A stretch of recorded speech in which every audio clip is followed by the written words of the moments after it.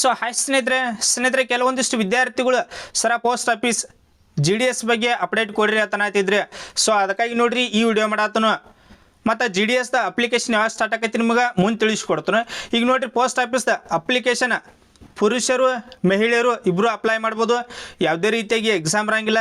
ಕೇವಲ 10% ಮೇಲೆ selection process ಇರ್ತೈತಿ. ನಿಮಗೆ ನೆಕ್ಸ್ಟ್ ವಿಡಿಯೋದಾಗ ತಿಳಿಸ್ತಾನೆ ಯಾವ ಡಿವಿಷನ್ಗೆ ಅಪ್ಲೈ ಮಾಡಬೇಕು ಮತ್ತು ಲಾಸ್ಟ್ ಕಾಲ್ಪಾರ್ ಮಾಡಿದಾಗ ಫೆಬ್ರವರಿ ಒಳಗಿಂದ ಎಲ್ಲಿ ಲೋಯೆಸ್ಟ್ ಕಟ್ ಆಫ್ ನಿಂತಿರ್ತೈತಿ ಅದ್ರ ಬಗ್ಗೆ ನಿಮ್ಗೆ ನೆಕ್ಸ್ಟ್ ವಿಡಿಯೋದಾಗ ಕಂಪ್ಲೀಟಾಗಿ ತಿಳಿಸ್ತಾನೆ. ಮತ್ತು ನೋಡ್ರಿ ಇನ್ನೂ ಅಪ್ಲಿಕೇಶನ್ ಸ್ಟಾರ್ಟ್ ಆಗಿಲ್ಲ. ಎಂದು ಅಪ್ಲಿಕೇಶನ್ ಸ್ಟಾರ್ಟ್ ಆಕೈತಿ ಅದನ್ನು ಮುಂದೆ ತಿಳಿಸ್ಕೊಡ್ತಾನೆ. ಮತ್ತೀಗ ಅಪ್ಲಿಕೇಶನ್ ಹಾಕಕ್ಕೆ ಯಾವೆಲ್ಲ ಡಾಕ್ಯುಮೆಂಟ್ಸ್ ಬೇಕು ಈಗ ನೋಡ್ರಿ ಪ್ರತಿಯೊಂದು ಡಾಕ್ಯುಮೆಂಟ್ಸ್ಗಳನ್ನ ತಿಳಿಸ್ಕೊಡ್ತಾನೆ. ಈಗ ಪ್ರತಿಯೊಂದು ವಿದ್ಯಾರ್ಥಿಗಳು ರೆಡಿ ಮಾಡಿರಿ, ಯಾಕಂದ್ರೆ ನಿಮಗೆ ಟೈಮ್ ಭಾಳ ಕೊಡೋಂಗಿಲ್ಲ.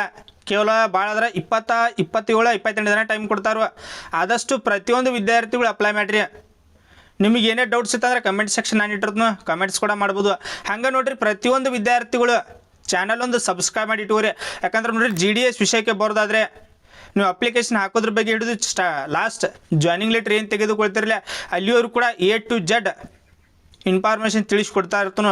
ನಿಮಗೆ ಏನೇ ಡೌಟ್ಸ್ ಇತ್ತಂದ್ರೆ ಕಮೆಂಟ್ ಸೆಕ್ಷನ್ ನಾನು ಇಟ್ಟಿರ್ತೀನಿ, ಕಮೆಂಟ್ಸ್ ಕೂಡ ಮಾಡ್ಬೋದು.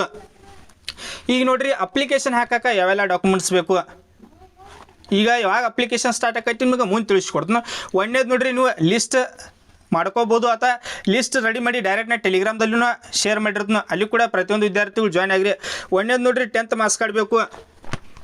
ಒಂದೇದ 10th ಮಾರ್ಕ್ಸ್ ಕಾರ್ಡ್. ಈ 10th ಮಾರ್ಕ್ಸ್ ಕಾರ್ಡ್ ಬಗ್ಗೆ ಬರೋದಾದ್ರೆ ನೋಡ್ರಿ 10th ಮಾರ್ಕ್ಸ್ ಕಾರ್ಡ್ ಒಳಗೆ ಯಾವ ರೀತಿಯಾಗಿ ನೇಮ್ ಇದ್ದಿರ್ತೈತಿ ಫುಲ್ ನೇಮ್ ಅದೇ ರೀತಿಯಾಗಿ ಎಂಟರ್ ಮಾಡಿರಿ. Mother name, father name, date of birth same to same. ಒಂದು ಸ್ಪೆಲ್ಲಿಂಗ್ ಮಿಸ್ಟೇಕ್ ಆದರೂ 100% ಹೇಳ್ತೀನಿ ನೋಡ್ರಿ ಡಾಕ್ಯುಮೆಂಟ್ ವೆರಿಫಿಕೇಷನ್ದಾಗ ರಿಜೆಕ್ಟ್ ಆಕಾರ. ಸೊ ಅದಕ್ಕಾಗಿ ನೋಡ್ರಿ ಈಗ ಲಾಸ್ಟ್ ಫೆಬ್ರವರಿ ಒಳಗೆ ಕಾಲ್ಪಾರ್ ಮಾಡಿದಾಗ 4th A ಮೆರಿಟ್ ಲಿಸ್ಟ್ ತನಕ ಬತ್ತು. ಲಾಸ್ಟ್ನೇದು 4th A ಬಾಗಲಕೋಟೆ ದಾವಣಗೆರೆ ಎರಡೇ ಬಂದು 4th A ಮೆರಿಟ್ ಲಿಸ್ಟ್ ಮೊದಲು ಕಾಲ್ಪಾರ್ ಮಾಡಿದಾಗ ಅವಾಗ 6 ಲಿಸ್ಟ್ ಬಂದ ಟೋಟಲ್ ಆಗಿ.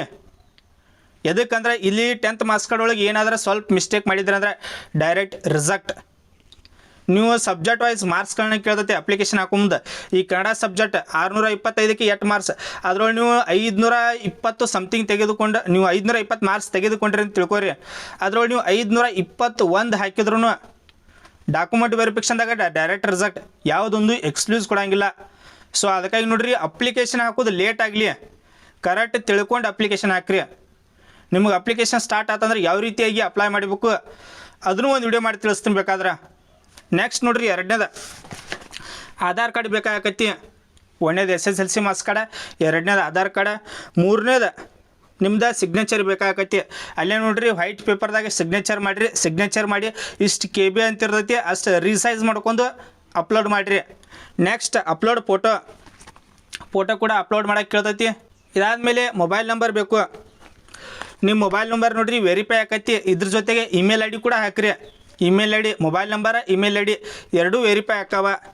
ಇಷ್ಟು ನೋಡ್ರಿ ಟೋಟಲಾಗಿ 1 2 3 4 5 ಟೋಟಲಾಗಿ 5 ಡಾಕ್ಯುಮೆಂಟ್ಸ್ ಬೇಕೀಗ ಅಪ್ಲಿಕೇಶನ್ ಹಾಕಕ್ಕೆ. ಕೇವಲ 5 ಡಾಕ್ಯುಮೆಂಟ್ಸ್. ನಿಮಗೆ ಡಾಕ್ಯುಮೆಂಟ್ ವೆರಿಫಿಕೇಷನ್ದಾಗ ಅವಾಗ ಬೇರೆ ಡಾಕ್ಯುಮೆಂಟ್ಸ್ ಬೇಕಾಗವ.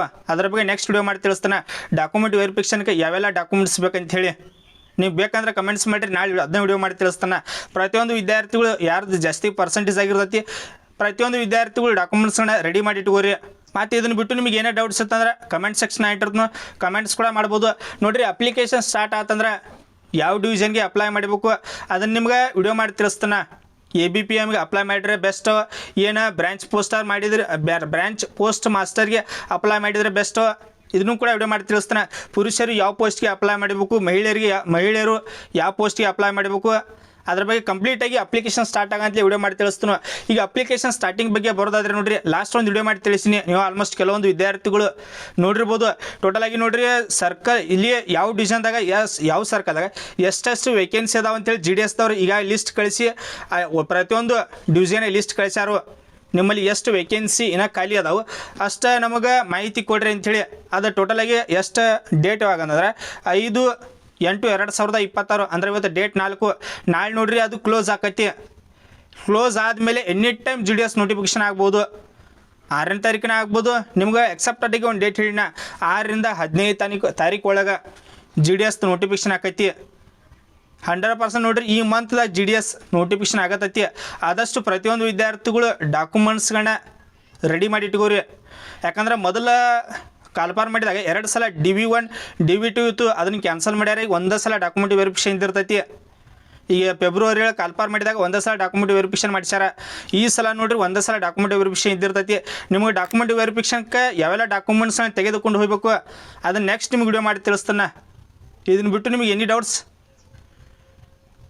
ಏನಾದರೂ ಡೌಟ್ಸ್ ಇತ್ತಂದ್ರೆ ಕಮೆಂಟ್ ಸೆಕ್ಷನ್ ಇಟ್ಟಿರ್ತಾನೆ, ಕಮೆಂಟ್ಸ್ ಕೂಡ ಮಾಡ್ಬೋದು. ಹಂಗೆ ನೋಡಿರಿ ಪ್ರತಿಯೊಂದು ವಿದ್ಯಾರ್ಥಿಗಳು ಸಬ್ಸ್ಕ್ರೈಬ್ ಮಾಡ್ಕೋರಿ. ಯಾಕಂದರೆ ನೆಕ್ಸ್ಟ್ ನೋಡಿರಿ GDS ಆಯ್ತು ಯಾವುದೇ ಜಾಬ್ಸ್ ಕಾಲ್ಪಾರ್ ಮಾಡಿರಿ ಇಮಿಡಿಯೇಟಾಗಿ ನಿಮ್ಗೆ ವಿಡಿಯೋ ಮಾಡಿ ತಿಳಿಸ್ತಾನೆ. Thanks for watching. ಜೈ ಹಿಂದ್.